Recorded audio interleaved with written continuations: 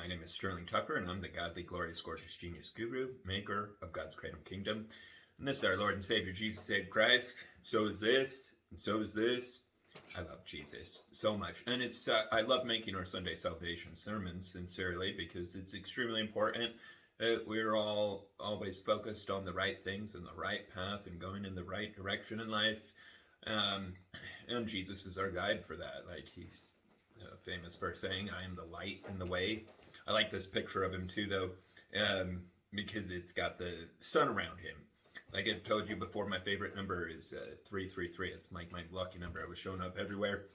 Anyway, and then I found out a couple of years later that the mass of the sun compared to the earth is 333,000 times its size. So anyway, I think it's pretty cool. And I found this shirt on Amazon. And it's like the Da Vinci picture. Like, I don't know if you Google search the Da Vinci picture of Jesus. But anyway, and it says, hallowed be thy gains. I like it. But because I feel like Jesus is, a fun person. Like, I mean, I believe that, like, that's the purpose of life. The purpose of life is to be happy and enjoy it. And that's actually even the purpose of Sunday. Sunday was made as a day for reflection of and gratitude, expressing gratitude to God and the Lord our God, and having time with family. That's why, like, it was officially created, because it's such an important part, such an important staple in happy human life. All of us, so like ultimately, and this is really important for people to understand because it will really simplify religion and right and wrong for everybody. But anyway, ultimately, right and wrong is called that because of where it leads to. Ultimately, what people call wrong, and like there's an easy way that everyone can discern right from wrong themselves. And it's by asking the question, does this harm someone physically or emotionally? If it does, then it's wrong. Or, like everything should always be done in a manner that does not harm anyone physically or emotionally intentionally. And the reason it's important that we're focused on those things is because where they lead, right? We're like always headed in a direction. We're like the existence is always changing into something else. And what it becomes depends on what we focus on and what we choose to do, which is going to be largely determined by our environmental influences. That's why I love making our Sunday salvation sermons, because I've been raised LDS, which stands for a member of the Church of Jesus Christ of Latter-day Saints, or people call them Mormons. I was born in Ogden, Utah. I was raised in Idaho, but anyway, and I live in Utah now. I was born just a few minutes from where I live now, which is ironic. So were my parents. My parents met each other in Brigham City when my mom was 15 and my dad was 16, I believe. Anyway, so my parents are childhood sweethearts. They live a few blocks from me, and they met each other around here. Anyway, it's a really cool place to get to be. And the point that I'm getting at is I've spent a lot of time thinking about religious concepts and morality. In fact, I've even taken college courses on ethics, and which is where, like people define a system that can be used to discern what is ethical or unethical, which means good or bad, right or wrong. And like, is it intrinsic or is it environmental? Like, just like some people, to some people, eating pork is extremely bad. And to other people, it's not. And so, is it extremely bad? And then you can still use that. And in every situation in life, you can always use this as a guide, as discerning right from wrong. This doesn't hurt anyone physically or emotionally, intentionally. And like, let's say eating pork, like if I were to eat pork, did that hurt anyone physically or emotionally, intentionally? No, like I don't think it would. Except I'm also a vegetarian. I think it's wrong to hurt any life form. I love all life. Like so, like I my favorite thing in the universe to watch is animal clips because it is so adorable to see how we're uh, all of life is the same type of loving consciousness if it's treated good.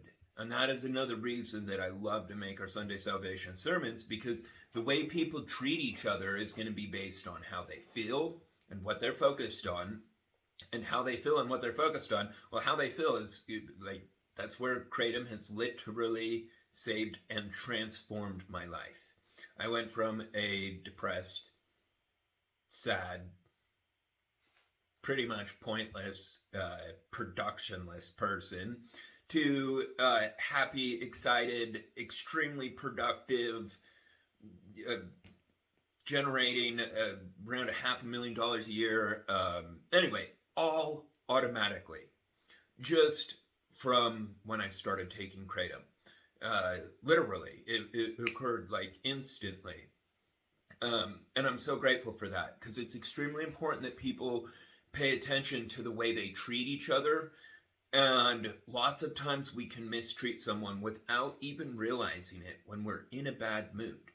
And that's why we have plants. That's why, our creator or creators or whatever people's religious beliefs are, because everybody's like, I believe that in the end we'll find out that all religions are true in their own way, right? So they're like, it's like pizza's my favorite food, but it might not be somebody else's favorite food, right? So pizza's the best food is true for me, but it's not true for someone else. So anyway, there can be multiple truths. And I believe that that's what we'll find out to do with religions in the end. There's not actually an end. That's a lot physics. Everything is energy, and energy cannot be created or destroyed, only changed in form. That is like physics 101. And it's a literal law of physics. So like we know that's absolutely true. That everything is energy and it cannot be created or destroyed, only changed in forms. Which means you are energy and that you exist forever. Now, like the way we exist, like in what environment we exist in and what that environment feels and is like, that's determined by our conscious decisions, which is why God, religion, morality, Sunday, or just a designated day to make a conscious effort to make sure life is going in the right direction. And the way we do that, it's absolutely intrinsically required, is by contemplating on our creation, what we're made, what we're here for, and then fulfilling that purpose, which is for family and love. And it's like it says that in the Bible, that man was created to multiply and replenish the earth, which means to have a family and to take good care of things, which is the ultimate reward in existence. And like I'm divorced, I live by myself, and like, but I've got children, so I still have a family. Like having life be about family does not mean like being in a relationship or anything like that. Like we all have a mom, dad, brothers, sisters. Lots of people have sons and daughters, and that's all family. And that's what our existence is about. You don't need a son or a daughter. You don't need, like, in order to be a happy, fulfilled, successful person. And yeah, and I've really, like, because I've been through all sorts of things in life. I'm 37 years old, which is so crazy to me. But anyway, so like through trial and error, I've learned all these things, because like I was raised religious, and so because of that, I'm like, this is not true, screw you, who are you to, and I'm sorry to say that, I hope that's okay. But anyway, who are you to tell me what's right and wrong? Why is drinking alcohol bad? And drinking alcohol is not bad. Drunkenness is bad. Jesus drank alcohol. Jesus turned water into wine. Jesus was, like, anyway, those are absolute facts. And There's nothing wrong with that. That's actually good for a person if someone happens to have the self-control to be able to moderate their consumption. Some people don't. I'm a person that I will never drink. I'm just not a moderate person. I'm a perfectionist. I'm like, let's go all out. Let's go to the moon. Let's go to, And anyway, that's a quite appropriate quote there. Yeah, because another thing that's really important to do with our purpose of why we're put here, go to egod, egod.tech,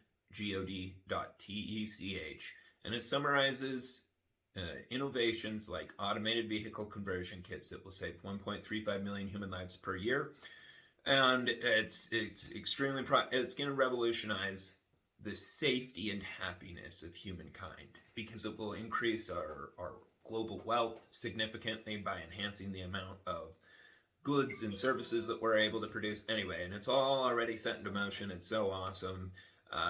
And that's all brought about like we are Jesus's hands. So like we are an extension of him. Like that's what being a follower of Christ means.